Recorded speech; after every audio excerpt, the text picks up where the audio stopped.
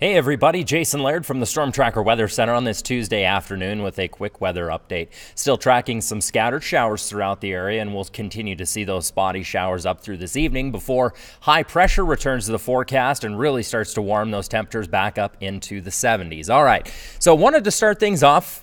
Clearly still a bit of a flood concern. However, we have seen a good majority of the flood warnings along the Milk River finally start to subside. But right here along Glasgow, it seems that the river just does not want to go down. Let's check this out and see how some of these gauges are running right now. So as we take you into Valley County, right now it looks like that's been extended. I'm guessing that's next week, Tuesday at 1:30, because clearly we're past 1:30 today. Looks like the observed stage is about 22.3 feet. Flood stage is 20, so that's definitely made a little improvement there. As we go a little bit further to the west, we're at about 26.5 here, and flood stage for this chunk of the Milk is going to be right at 23, right over top of Glasgow.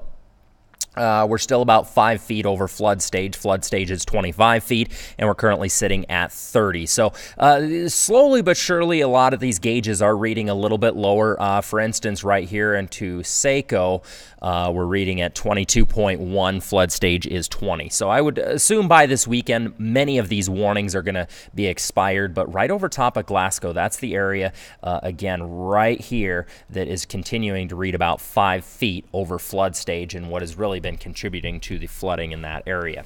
As we take you over to the low temperatures tonight, we're looking at the mid-30s in most locations up and down I-15, mid-30s along the High Line, warmer into the northeastern corner of the state, into the 40s there this evening. Tomorrow, finally starting to rebound back into the mid-60s for most, looking at 64 in Great Falls, 64 in Helena, 67 in Havre, and a few mid to high 60s throughout the northeastern corner of the state. Now, as I said, we are looking at a nice warm-up as some high pressure continues to build over top of the state. But with that, we're going to continue to see snow melt throughout the mountains. Now, we saw a good chunk of snow melt this weekend with some rain thrown into the mix. That's how come we've still got flood advisories issued for Lewis and Clark and Marr counties.